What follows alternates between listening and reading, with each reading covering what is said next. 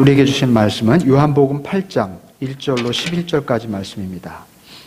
요한복음 8장 1절로 11절까지 말씀, 제가 한 절, 여러분들이 한 절 그렇게 돌아가면서 교독하시겠습니다. 예수께서는 올리브산으로 가셨다.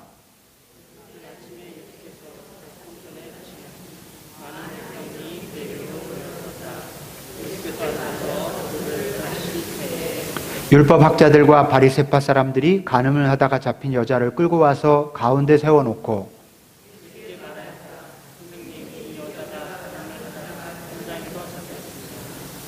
모세는 율법에 이런 여자들을 돌로 쳐 죽이라고 우리에게 명령하였습니다. 그런데 선생님은 뭐라고 하시겠습니까?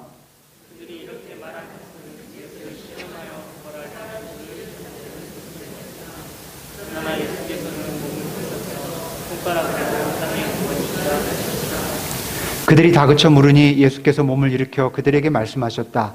너희 가운데서 죄가 없는 사람이 먼저 이 여자에게 돌을 던져라.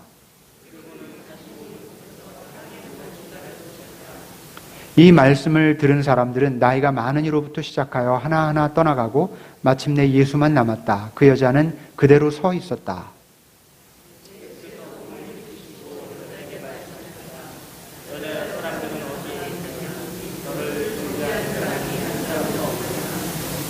여자가 대답하였다. 주님, 한 사람도 없습니다. 예수께서 말씀하셨다. 나도 너를 정죄하지 않는다. 가서 이제부터 다시는 죄를 짓지 말아라. 아멘. 오늘 말씀은 언젠가 제가 여러분과 함께 나누었던 말씀이에요. 그대로는 아니지만 여기에 메인 줄거리와 주제가 되는 내용들은 여러분과 나눴습니다. 성경 공부 시간에 나눴는지 아니면 우리 교회가 시작되기 전에 프리뷰 서비스를 드릴 때 나눴던 말씀인지는 모르겠습니다만은, 제가 왜 오늘 이 말씀을 들고 다시 좀 나누려고 생각을 했는가 하면은, 이제 이번 수요일부터 시작되는 사순절을 생각하면서 이 말씀 좀 나누고 싶었습니다. 그래서 아마 여러분 말씀 들었던 말씀인데 싶은 분도 계실 거고, 그런 것 같은데 기억 못 하시는 분들도 많으실 거고, 처음 듣는 분들도 계시라고 생각하는데, 그냥 오늘 우리에게 주시는 주님의 말씀이라고 믿으시고 우리 같이 말씀에 귀를 기울였으면 좋겠습니다. 자, 우리 오늘을 살아가는 현대인들은 누구나 바쁘게 살아갑니다. 사업이나 직장일로 그렇기도 하고, 또 주부들 같은 경우는 자녀를 키우느라고 굉장히 정신없이 바쁘게 삽니다. 자녀들의 스케줄이 어쩌면 그렇게 많은지요. 또 어떤 분들은 취미 생활이나 또 이런저런 만남 때문에 바쁘게 살기도 합니다. 여러분, 심지어 은퇴하신 분들한테 제일 많이 듣는 얘기 뭐죠? 좀 한가할 줄 알았더니 더 바빠요. 이런 얘기 많이 듣죠? 우리 에스더 권사님도 그런 말씀 하시더라고요. 최근에 은퇴하셨지 않습니까? 네, 이해가 돼요. 이런 경우는 대개 우리 몸이 바쁜 경우를 제가 설명을 드렸지만, 사실은요, 시간이 많고 또 한가하게 여겨지는 분들도 실은 마음이 바빠서 바쁜 거나 마찬가지로 살아가는 분들도 굉장히 많습니다. 그러니까 겉으로 스케줄이 많아서 바삐 뛰어다니고 막 이런 사람들만 바쁜 게 아니에요. 그냥 집에 가만히 있는 사람도 끊임없는 고뇌와 고민과 근심, 걱정거리 이런저런 마음으로 바빠요. 존재 자체가 바빠요. 그렇다면 여러 가지 스케줄로 바쁜 사람과 똑같은 겁니다. 이래저래 우리는 이상하게 바쁘게 살아갑니다. 저도 사실 작년 말부터 올해 초까지 이렇게 외적으로 바쁜 건 아니었습니다만은 좀 이런저런 일로 정말 많은 마음속에 터무니없이 이렇게 분주했던 것 같습니다. 이제 사순절을 이렇게 앞에 두고 어떻게 이 사순절을 귀하고 거룩하게 보낼까 이렇게 생각하면서 돌아보는 중에 분명하게 깨닫는 것은, 그래, 외적으로 바쁘든 내적으로 바쁘든 아무리 생각해도 바쁜 삶은 옳지 않다, 건강하지 않다, 이런 확신이 섰습니다. 왜냐하면요, 바쁠 때 가장 저 멀리 치워버리는 게 하나님이에요. 바쁠 때 하나님 염두에 못 둡니다. 또 바쁠 때 이웃들에게 관심을 갖기 어려워요. 성의가 없어져요. 그리고 바쁠 때 내 진정한 동기를 바라볼 줄 모릅니다. 말하자면 거짓에 익숙해지기 쉬워요. 정직하게 돌아보지 못하게 됩니다. 이 보십시오. 무언가 중요한 것을 쫓느라고 바쁘게 사는 것 같지만 사실은 바쁘게 사느라 중요한 것을 놓치고 있습니다. 이 역설. 우리가 바쁜 것은 뭔가 중요한 게 있다고 믿기 때문에 그런 거잖아요. 그런데 그래서 사실은 중요한 걸 놓쳐요. 우리 바쁜 삶에 대해서 좀 돌아볼 필요가 있습니다. 바쁜 것 자체가 솔직히 말씀드리면 바쁜 것 자체가 문제는 아니에요. 하나님 없이 바쁜 게 문제지. 오늘 같은 사회에서 우리가 신선처럼 여유낙낙하게 그렇게 살 수만 없죠. 바쁘지 않을 도리가 없는 측면이 분명히 있습니다. 네. 오늘 우리가 조선시대로 돌아가거나 산속으로 들어가지 않는 한 바쁜 이 구조 속을 탈출할 수는 없어요. 그렇지만 이 바쁜 삶은 나라고 하는 이고를 강화시키고 하나님을 크게 약화시키는 삶의 습관이라는 사실을 분명히 기억해야 합니다. 바쁘다고 할 때, 바쁠 때 내 마음의 내면의 상태는 나로 가득 차 있어요. 내 이고가 가득해져 있어요. 아주 강해져 있습니다. 바쁘게 살 때는 내 안에 하나님이 부재하실 때가 많습니다. 무슨 일이든 내가 주인이 돼서 일할 때 내 마음이 바빠져요. 주님을 중심에 모시고 일을 한다고 그러면 바빠도 바쁘지 않은 것 같은 경험을 해요. 이렇게 바쁘냐 안 바쁘냐가 중요한 게 아니라 바쁘든 안 바쁘든 주님이 내 안에 있느냐 나만 있느냐, 이런 문제가 우리 바쁜 삶의 습관에 굉장히 중요한 포인트입니다. 우리는요, 흔히 이렇게 얘기해요. 어쩔 수 없이 바쁘다고 자꾸 바쁜 탓을 합니다마는 냉정히 생각해 보면 바쁜 삶은 엄연히 내 탓이고 내 선택입니다. 내가 선택한 거예요. 따라서 역으로 바쁜 삶은 내가 선택하지 않을 수도 있다는 뜻입니다. 그럼 바쁘지 않게 살 수 있어요. 중요한 것들을 제대로 처리하면서도. 자, 여러분, 오늘 말씀은 어떻게 바쁘지 않게 살 수 있을까? 혹은 바쁘게 살 수밖에 없을지라도 내가 막 휘둘리면서 그렇게 살지 않고 바쁜 중에도 바쁜 삶이 만들어내는 그런 부작용들 없이 건강하게 살 수 있을까라는 질문에 대한 답을 찾는 과정이 될 겁니다. 제가 고주할 미주할 이렇게 저렇게 설명하지 않고요, 세 개의 이야기를 들려드릴 겁니다. 이 이야기를 그냥 귀 기울여 들으시다 보면 공통점이 있을 거고요. 그 공통점이 해결책이 될 겁니다. 첫 번째 이야기입니다. 아마 여러분들도 아실 수 있을 건데 2007년에 했던 그 실험입니다. 2007년. 벌써 꽤 됐죠. 한 8년 됐는데 한 남자가 분주한 워싱턴 DC 그 지하철역에서 바이올린을 연주하기 시작했습니다. 이 사람은 45분 동안 바흐의 바이올린 무반주 첼로 소나타를 바이올린 소나타를 연주하죠. 많은 사람들이 이곳을 이렇게 지나갔지만은 거의 아무도 관심을 주지 않습니다. 연주를 시작하고 한 3분 정도 지나고 나서 한 중년 남자가 걸음을 이렇게 조금 늦추면서 지나갑니다. 그냥. 조금 후에 한 여자가 그 바구니에다 $1의 팁을 이렇게 주고 갑니다. 그리고 나서 또 한 남자가 기둥에 기대서 이렇게 한 5분 정도 연주를 지켜보다가 손목시계를 보고는 자리를 떴습니다. 정말 집중해서 이 연주를 본 사람은 3살배기 아기였어요. 엄마하고 이렇게 같이 가다가 아기가 그 바이올린 소리를 이렇게 주의 깊게 들어요.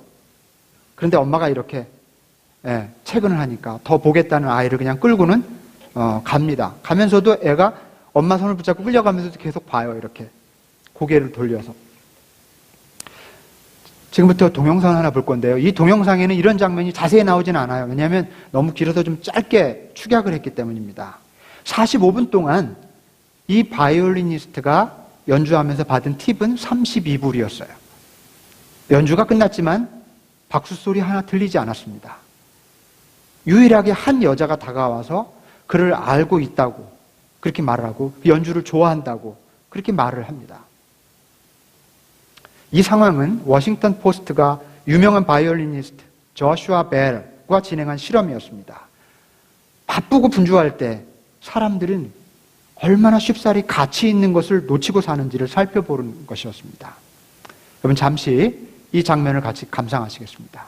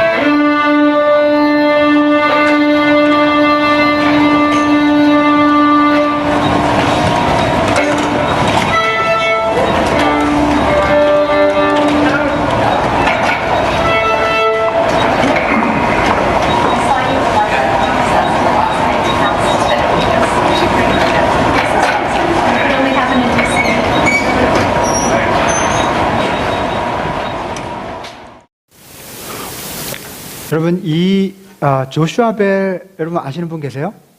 네, 대부분 다 아시는군요. 조슈아 벨, 이 바이올리니스트는요, 이 실험을 하기 바로 이틀 전에 그 보스턴의 유명한 그 뮤직 콘서트 홀에서 연주를 했습니다. 이 연주회에서 가장 싼 입장료 티켓 프라이스가 100불짜리였어요. 그렇지만 그날 저녁 연주회는 인산인해를 이루었고요. 관객들은 연주회가 끝나고 나서 오랫동안 기립박수를 쳤습니다. 이분의 연주를 보면서. 조슈아 벨은 지하철역에서도 그 연주회 때 사용했던 똑같은 350만 불짜리 스트라디바리우스 바이올린을 가지고 연주를 했습니다. 똑같은 곡목을 선택했습니다. 그러나 사람들은 전혀 감동을 받지 못했습니다. 그 연주가 그토록 유명한 그런 연주가의 연주임을 알아채지도 못했습니다. 왜? 왜일까요? 바빠서. 이유는 딱 하나예요. 그죠? 바삐 지나가는 모습 보셨죠? 이렇게 바쁜 삶은 소중한 가치를 지나쳐버리게 만드는 함정이 되곤 합니다. 물론 나는 음악에 관심 없어. 그게 뭐 소중한 가치야. 이러실지 모르겠어요. 그렇지만 여러분 우리가 바쁘게 살면 놓치는 게 단지 이런 예술적인 가치만이 아닙니다. 우리 더 중요한 것들을 놓쳐요. 바쁠 때 우리가 놓치는 것. 아까도 말씀드렸지만 하나님을 놓치고 사랑하는 우리 이웃들을 놓치고 가족들을 놓치고 그리고 내 자신의 길을 잃어버려요. 그래서 이 바쁜 삶은 어쩔 수 없는 것이 아니라 반드시 대책이 필요하다는 겁니다. 자, 두 번째 이야기를 좀 들려드리겠습니다. 제가 지난번 교회에서 가까이 지내던 젊은 집사님에 대한 이야기입니다. 이분은 암 환자신데요. 제 집사람하고 동갑이고 또 바로 옆에 살아서 굉장히 가까이 지냈어요. 이분이 처음에는 유방암으로 시작을 하셨다가 나중엔 임파선, 폐로 이렇게 전이가 되고 급기야는 뇌까지 그렇게 퍼졌습니다. 그런데 그 와중에서 또 이 항암 치료의 그 엄청난 고통을 견디면서 오랫동안 정말 씩씩하게 싸웠습니다. 그게 지금 한 6년 정도 된 것 같아요. 근데 아직도 정말 여러 번 꺼질 듯 아주 불행한 소식이 날라오곤 했는데 기적같이 그걸 견뎌내고 또 오뚜기처럼 살아나고 네, 절대 포기하지 않으시고 요즘에는 정말 많은 사람들한테 기적 같은 희망을 보여주고 있어요. 지금은 온 가족이 다 한국으로 들어가셨습니다. 그래서 시골에다가 집을 짓고 살고 계셔요. 근데 처음에는요, 발병하고 나서 처음에는 미국에 의료보험이 없었기 때문에 그리고 또 남편이 비즈니스가 굉장히 좀 바빴어요. 이 미국에서. 그리고 아이들이 초등학생들이었고요. 그래서 그냥 이 집사님만, 이 자매님만 한국으로 혼자 들어갔습니다. 물론 한국에는 친정 부모님들이 계셨죠. 가족들이 다 한국에 있었으니까 갔습니다. 그렇지만 남편과 아이들하고 떨어져서 싸우면서 혼자 병원을 왔다 갔다 하면서 항암 주사를 맞고 며칠 입원하고 또 집으로 내려오고 하는 그런 외로운 투병 생활을 하면서 참 힘겹게 2년여를 보냈어요. 그러다 결국에 2년 후에 온 가족들이 결단을 하고 다 들어간 거죠. 자, 그런데 그렇게 홀로 이제 가족들하고 떨어져서 투병 생활을 하실 때 저한테 이런 편지를 보내온 적이 있습니다. 이 편지를 여러분과 좀 나누고 싶은데요. 제가 좀 읽어드리겠습니다. 참 많이 보고 싶고 그립습니다. 저는 어제 5차 항암 주사를 맞았습니다. 여전히 간 치수는 높았지만 그래도 약을 조금 줄여서 투여받을 수 있었습니다. 암 치수나 사이즈는 줄지 않았지만 저는 오늘 진통제 없이 견딜 수 있었습니다. 그리고 백혈구 수치도 1000포인트나 올랐습니다. 제 안에서 면역이 1000이나 올라갔다는 사실이 얼마나 감사한지 모르겠습니다. 살아있다는 것, 심장이 뛰고 있다는 것, 그것만으로도 얼마나 감사한 일인지요. 지난 주일에는 또 낯선 교회에서 예배를 드렸습니다. 아마 지금까지 집 근처 30분 거리에 있는 교회는 거의 다 가본 것 같습니다.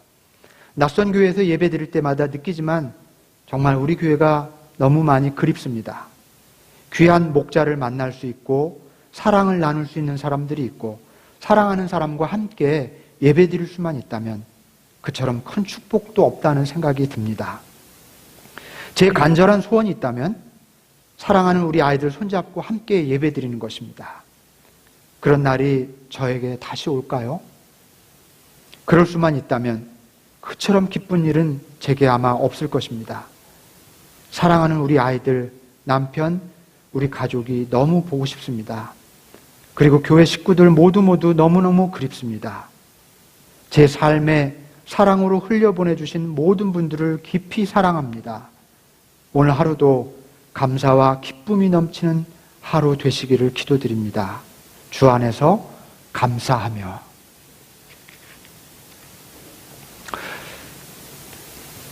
여러분, 지금 이 자매님이 얼마나 감사하고 있는 줄 보시죠? 근데 이분이 감사할 여건입니까, 지금? 우리와 비교해 볼 때.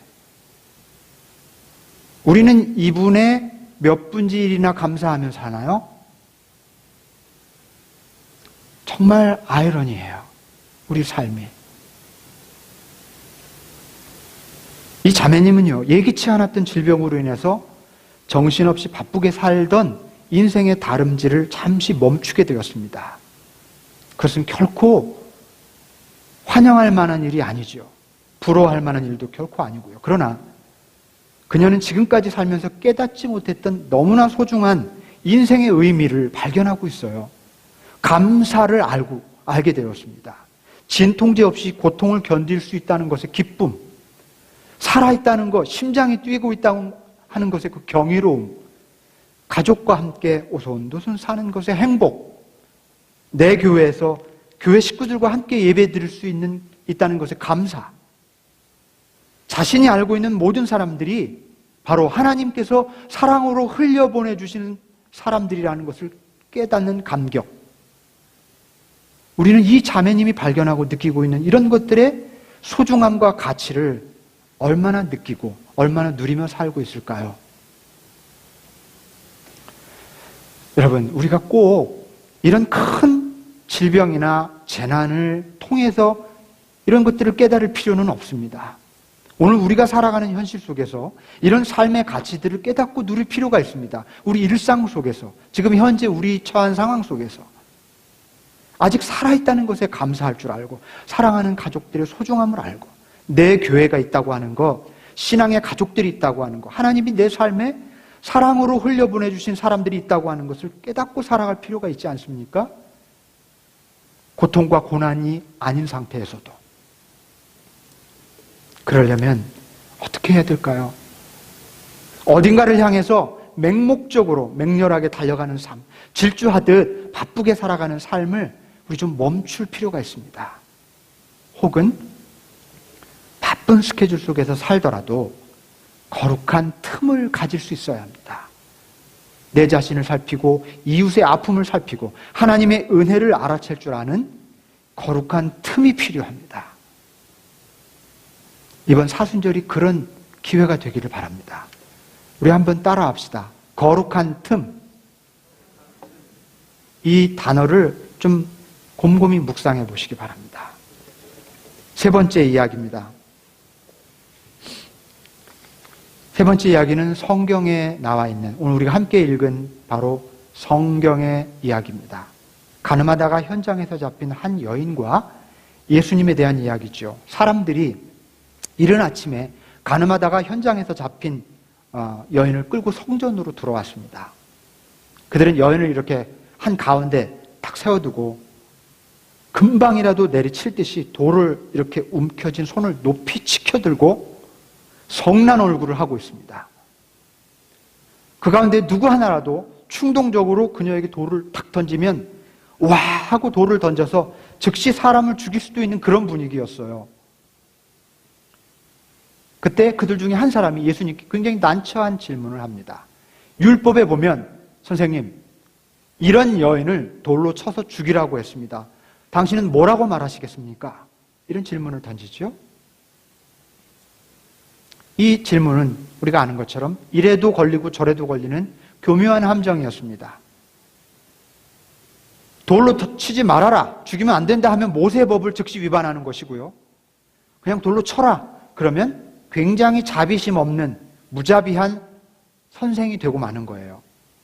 진퇴양난의 함정이었습니다. 모든 사람들의 시선이 이제 예수님의 입술로 고정되어 있습니다. 분노와 저주와 미움과 정죄로 서슬이 퍼런 그 숨막히는 순간, 미세한 숨소리조차 제대로 내쉴 수 없는 일촉즉발의 순간, 그 순간에 예수님은 조용히 땅바닥에 무릎을 꿇고 손가락으로 무언가를 쓰셨습니다. 땅에 예수님이 손가락으로 쓰신 글씨가 무엇이었을까요? 아시는 분 계십니까?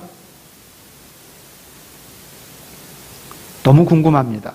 많은 학자들, 성서 주석가들이 아주 의견이 저마다 각기 달라요. 그리고 또 어떤 사본에 의하면 예수님이 땅에 쓰신 글은 거기 있는 사람들의 죄목을 적은 것이었다, 이렇게 설명합니다만, 그러나 제가 보기에는 그건 아마도 후대 사람들에 의해 덧붙여진 해석일 가능성이 많습니다. 정통한 해석이 아니에요. 어떤 누군가의 상상이지. 왜냐하면 성경이 소개하려고 한 의도가 없다면 그 본문의 메시지와 상관없는 거예요. 그러면 그건 알려고 할 필요가 없는 겁니다. 굳이 상상력을 넣어서 뭔가를 굳이 해석해낼 필요가 없는 겁니다. 예수님이 몸을 굽혀서 손가락으로 땅에 무언가를 쓰신 행위에는 다른 의미가 있다는 뜻입니다. 그 내용은 알 필요가 없다는 말이에요. 그게 꼭 알아야 될 필요가 있다면 성경에 분명히 기록되었을 것입니다. 여러분, 도대체 무슨 의미였을까요? 이 손가락으로 땅바닥에 뭔가를 쓰셨다는 거. 예수님이 천천히 몸을 굽혀서, 여러분 그 한번 떠올려 보십시오. 그 장면을. 딱 그 질문을 받았을 때 막 황급히 뭘 썼을까요? 아니죠. 성경에도 천천히 예수님이 몸을 굽힙니다. 지금 온 시선이 자기를 향해 있어요. 그렇게 몸을 굽혀서 땅에 글씨를 쓰는 동안 그 느린 몸짓에서 묻어나는 침묵과 고요가 그 거칠고 과격하게 진행되던 사건을 잠시 멈추게 했습니다. 사람들은 이 순간에 예수님의 행동을 지켜보면서 침묵 속에서 기다려야만 했습니다. 어쩌면 사람들은 이 잠깐 동안의 그 짧은 고요 속에서 돌을 움켜쥐고 있는 자기 자신을 보면서 지금 내가 뭘 하고 있는 거지? 하면서 짧지만 그런 성찰의 순간이 지나쳤을지도 모릅니다. 그렇게 모두가 잠잠해져 있을 때 그 누구도 생각할 수 없었던 지혜의 말씀을 속에서 끌어올리셨습니다. 그리고는 천둥처럼 그들에게 이렇게 말씀하십니다. 죄 없는 자가 돌로 쳐라. 먼저 죄 없는 자가 돌로 쳐라.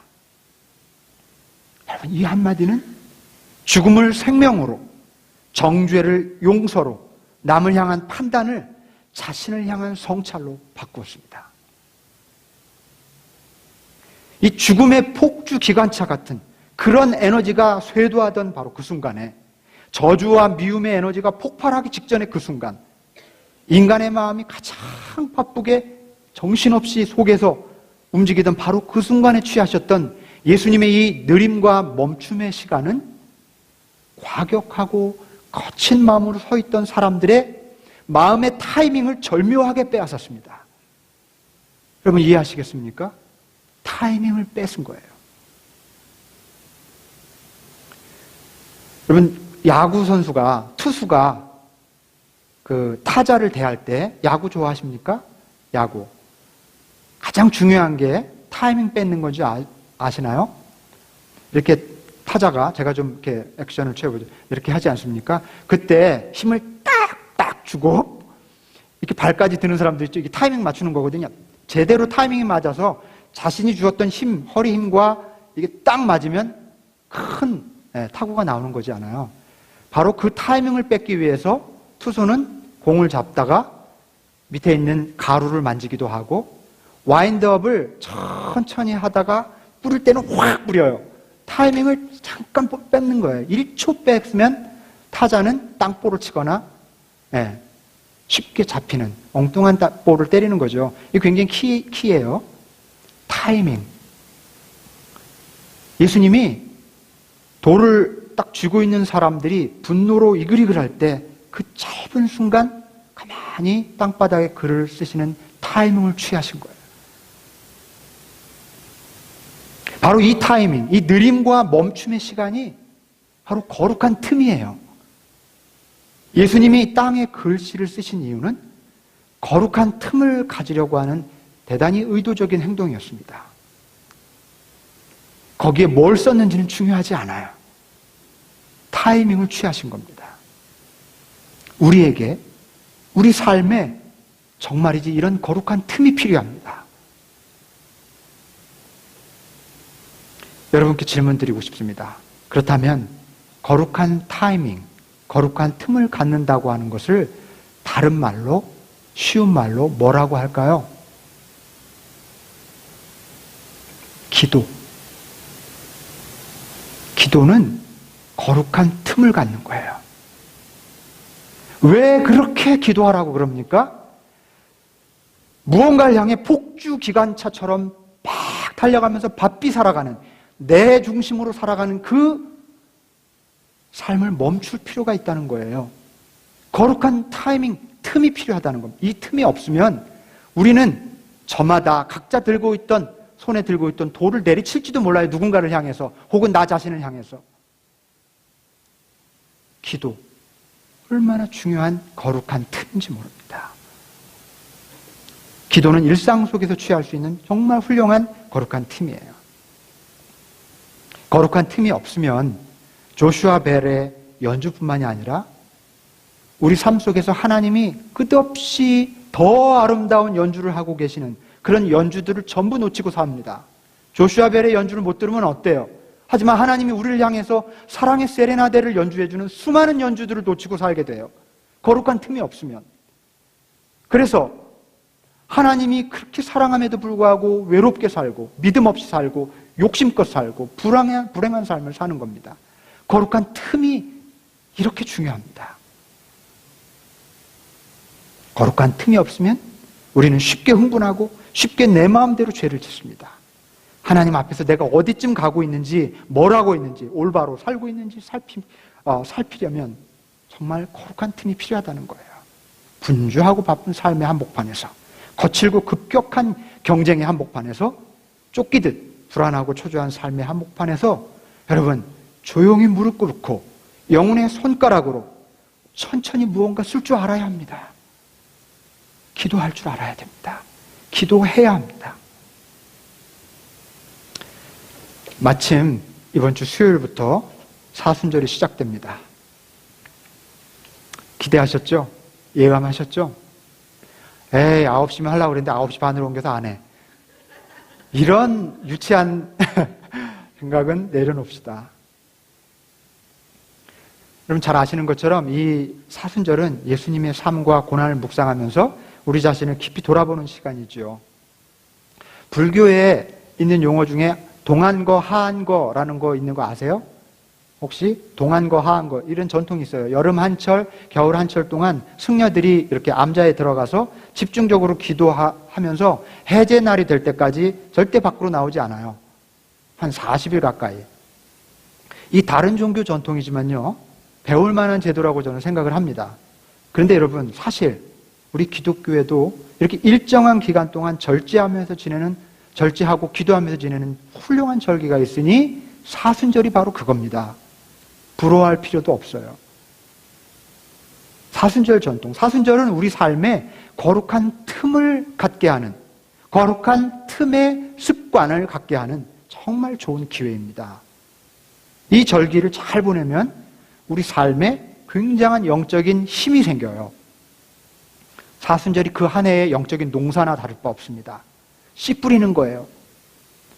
그러니 사순절 그래 떠들어라 그러고 여러분은 똑같이 생활할 게 아니라 이 사순절 특별하게 저들처럼 동안거 하안거 저 깊이 들어가서 살진 못해도 40일 동안 월요일부터 금요일까지 요 정해진 시간에 나오셔서 여러분 같이 기도합시다.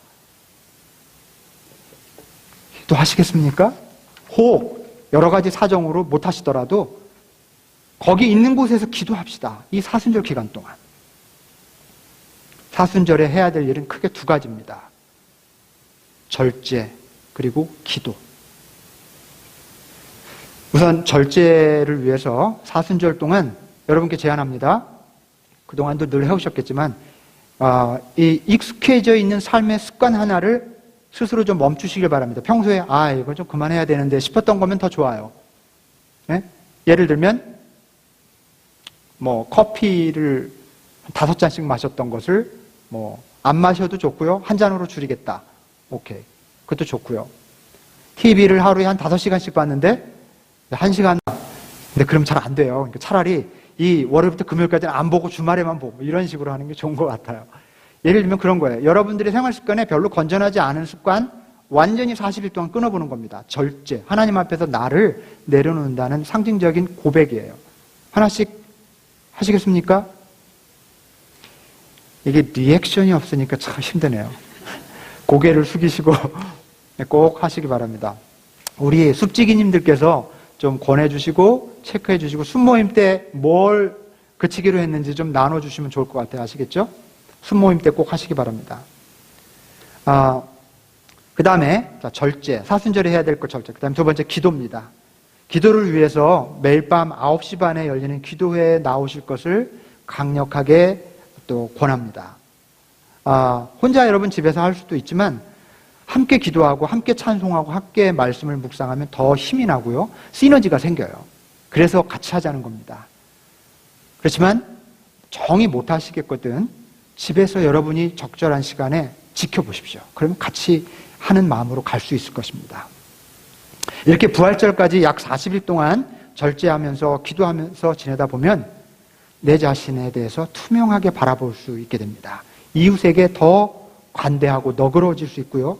하나님을 향한 사랑의 마음이 자라나게 됩니다. 그러면 어느덧 내 삶의 속도가 늦춰져 있음을 발견하게 될 거예요. 혹은 바쁘게 살더라도 우리 내면에 어떤 거룩한 틈, 여유가 생겨요. 그래서 옛날에는 하나님 없이 바쁘게 살다가 앞으로는 하나님 없이는 절대로 바쁘지 않겠다고 하는 마음이 생겨납니다. 이런 변화는요, 사순절이라는 이 절제와 기도의 시간을 통과한 이들에게 주시는 하나님의 크나큰 선물입니다. 여러분 모두 이번 사순절을 통해서 이 복된 선물을 받으실 수 있기를 간절히 축원합니다.